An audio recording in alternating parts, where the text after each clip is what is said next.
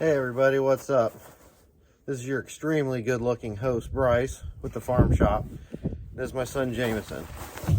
If you've been following, we're doing a build on, it's actually his truck. It's a 1980 GMC Sierra Classic.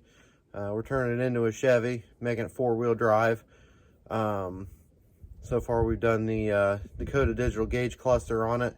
And today we're going to work on the really bad steering so that we can drive it for now until we got time to make it a 4-wheel drive, which we won't do probably until the spring. But like I said, it's his truck. We're outside right now. It's cold as shit because it's winter time and there's snow everywhere. But we're going to yank the steering column out of this truck. The one in his truck needs rebuilt. It's pretty bad. This one's nice and tight and seems like it's in good shape. So we're gonna do it. So what we have here is a 1979 and a white. I don't know why he's doing that. Whatever. Show it off. It's a 1979 Chevy, 3/4 ton. It's got a 4-inch lift. I think it was a mud truck in its former life. But it's also got factory air, factory cruise. So picked it up in Michigan, which I always said never buy a truck from Michigan because just don't. They got the winter conditions, but really a high ain't no better. But actually his truck came from Michigan, and then this truck came from Michigan. It's the body's kind of rough on it. We got other plans for that. I'll show you that later. But we're going to use the frame. Frame seems like it's pretty solid. Just needs some cleaning up and whatnot. But yeah, we're not going to film yanking the column out of this because it's cold outside. And I'd really like to get back into the heated shop. So we're just going to go ahead and we're going to take the column out of this. And we'll see in a minute when we're back inside ready to put the column in his truck. All right. So we're done freezing our asses off outside. And here it is, one tilt wheel column from a 1979 Chevrolet that's going to go on my son's 1980 GMC, which is also a tilt wheel. Now, I'm sure you've probably looked and priced out buying a new column. You don't even want to know that price. Even rebuilding them. I would have more money in rebuilding the steering column than I have in that whole parts truck. I'll put it that way. I got a good deal. But we still got to get the column out of this truck. The gearbox was smoked, so I have a new one. It just ain't showed up yet. And then I also have a shaft that's going to get rid of the factory rag joint, which is kind of a piece of shit from the factory. I don't know why they would ever design something stupid like that, but whatever, they did it for years. And what I have is it's a steering shaft off of a late 80s, early 90s Jeep Cherokee, and it's a popular conversion. It's got U-joints at both ends instead of the rag joint and then like the CV style joint. But when we were out there looking on the parts truck out there on the trailer, we were able to get some other parts that are pretty usable. Now, I always like buying, old vehicles or whatnot, because you never know what you're going to find. But anyways, I found a headlight switch, which I need this little knob. I need the whole switch assembly, but I definitely need one of these knobs. I found a decent wiper motor switch. I already have a new one on this truck, but I'm going to save this because you really never know when you might need something like this, especially when you got other multiple trucks that you're working on, or if you got buddies that's got the same truck, they may need a part too. Found this pair of needle nose pliers, which they're kind of rusted right now, but you know what? We'll soak them in some WD-40 and they'll be good as new. I also found that the truck still had the factory gear indicator, which I talked about that in my gauge install video. It's just a spring and a little cable, and it clips on, and then it's got the selector. It shows gears. So we're gonna clean this up a little bit and put it on at some point, probably when we get the steering column, the new steering column in. But yeah, that's some pretty exciting things that we found in that truck. But the best thing we found in this truck, and guys, this is big. Like, this is really big.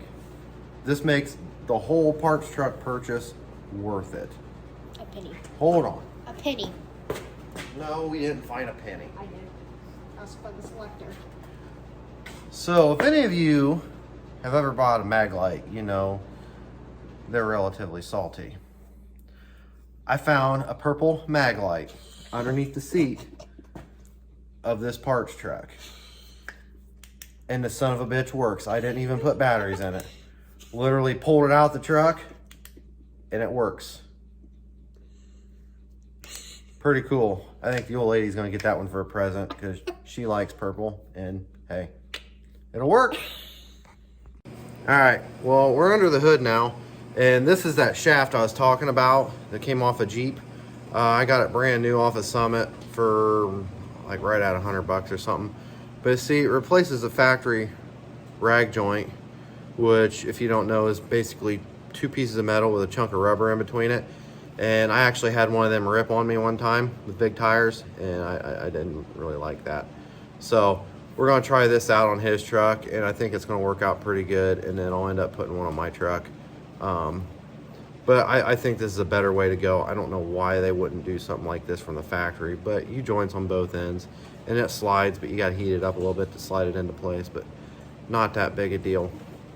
Also, I have this light, since I focused on lights in all my other videos. That light right there, I got it at Napa. It's spring loaded on both sides.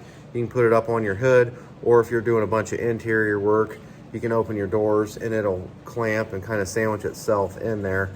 And then that way you can see what you're doing. And it's really nice light. It's a fluorescent, and the cord on it's like 20 foot long. Okay, Vanna. The cord's like 20 foot long. God, sorry, I didn't mean to cuss. I accidentally said Ford. Didn't mean to cuss. Can't use them 4-letter F words on this channel. But yeah, really nice light, multi-use. You can set it on the floor up underneath too. It's just a great light, and I think I spent like maybe $80 on it. You know, you never have too much light when you're working on stuff. It's a good thing. So let's get this old column out. All right, so we're in the engine bay here, and Jameson is literally in the engine bay.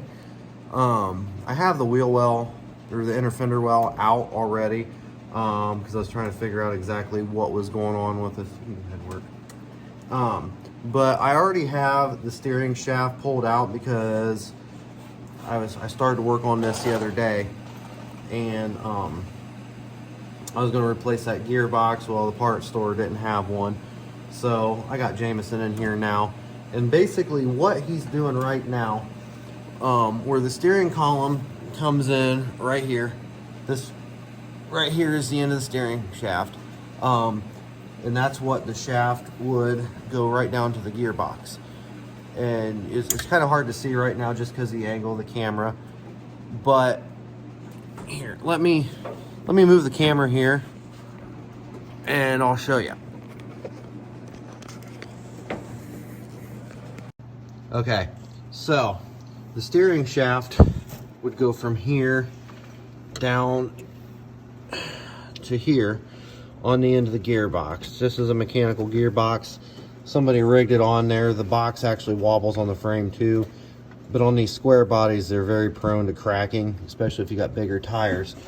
But what Jameson is doing right now, right here, is the shifter linkage. And there's a little hairpin on there that holds that linkage on. Once he gets that off, then this shaft right here will just pop right out with no problem at all. But you can see the bearing on the end of the steering shaft. She's junk. Steering's loose for some strange reason. I wonder why. So anyways, he's gonna work on that. And then under the cab here, there are right here. There's this bolt and this bolt over here on the other side. And there's that clamps it on. There's this top piece here is molded into the firewall, and it holds that steering column in place. So once these two bolts are taken out, there's this bottom's like a clamp, and it'll come off, and then the steering column will be loose from inside of the engine bay here. And then we should be done under the hood. If you don't know, I just had it laying here. There it is. There's the old steering shaft right there. This is like the CV style shaft that goes up on the end of the steering column up by the firewall. And then this is one of those piece of shit rag joints I was telling you about. I mean, they work, but they bolt together like that. But so you're basically two pieces of metal held together with a piece of rubber. And from experience, if this tears, you're screwed. You ain't gonna be able to go nowhere until you replace it. And hopefully you're not going down the road when that happens. Luckily for me, I was turning around in a barnyard, didn't have power steering hooked up, and next thing I know, the steering wheel is turning like hell in my hands and nothing. So we had to tow it back. It was a fun night, but yeah, that's what I'm replacing with that other shaft. So we're gonna get this all apart underneath the hood here and then go back into the cab. You think we need WD-40? Yes. Okay, are you pushing or pulling? Pushing? Okay, what's the rule of thumb when taking bolts loose? Righty tighty, lefty loosey. So you should be pulling it. Ow. That felt great. Welcome to working on trucks. You just got your first battle scar from your own truck. How does it feel? Well, It don't feel good, does it? nope. But it feels pretty good, because now you got battle scars from working on your trucks. Chicks dig scars, by the way. That's what I'm told. Righty tighty, lefty loosey. There you go. Put the box end on it.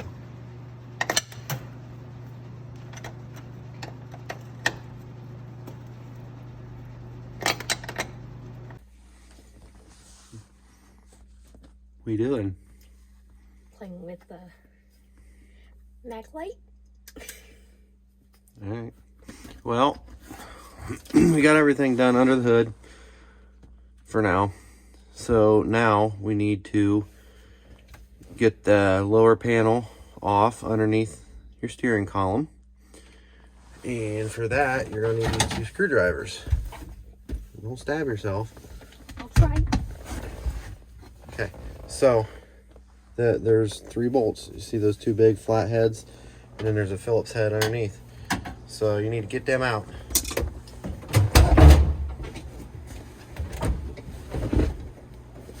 There you go.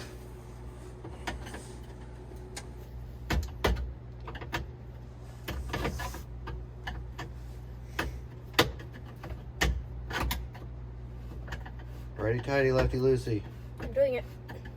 No, you're doing righty loosey. You turn the other way. You just said righty. Righty tighty, lefty loosey.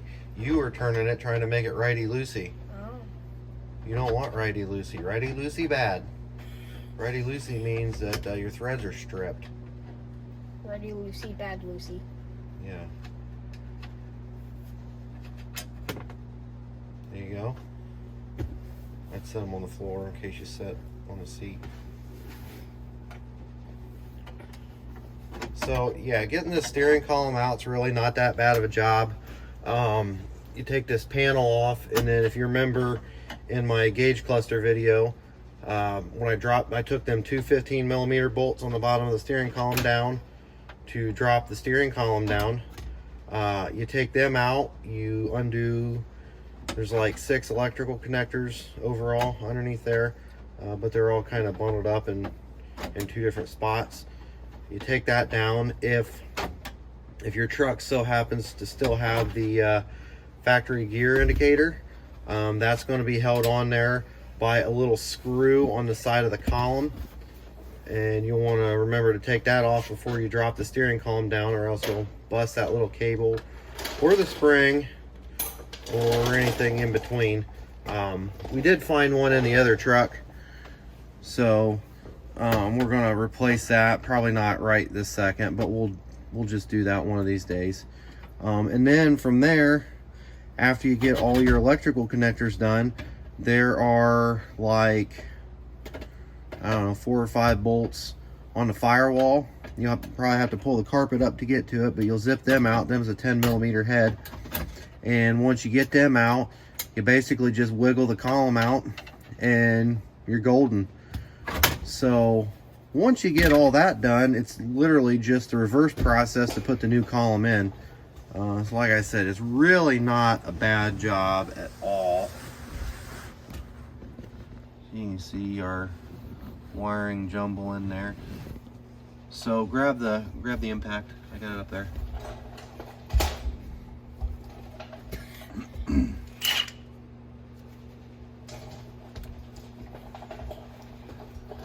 Milwaukee M18 fuel 1/2-inch drive impact. I think it's a cat's ass right there. You ain't gonna find a better impact than that. Even the air impacts. Thing's impressive. Okay, so go ahead and take him. No, the 2 that go up into the. Here, this. Where is it at? Right here. This one and this one. Then wouldn't we have to take this out? No. You take him out and it just drops straight down.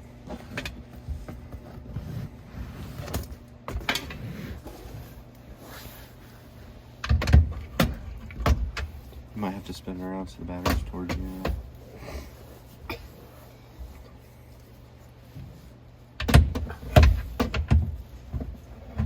You want an extension?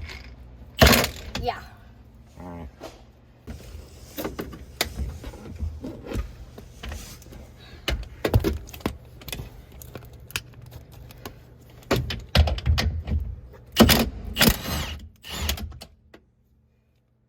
Muy bien. Now watch. When you take that other one out, this column's going to drop down. So watch you don't hit your head. Maybe it'll work, maybe it won't. I've hit my head a bunch of times and it ain't worked yet. Knocking some sense into me.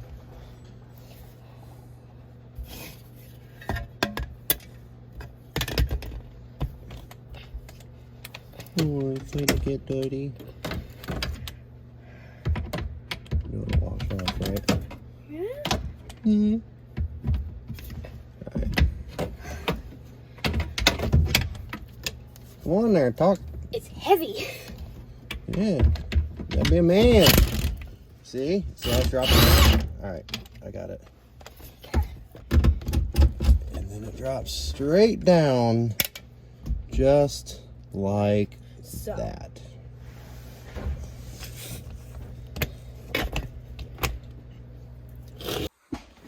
All right, so if you'll see, there's this big long connector, and it connects right there to that connector on the side.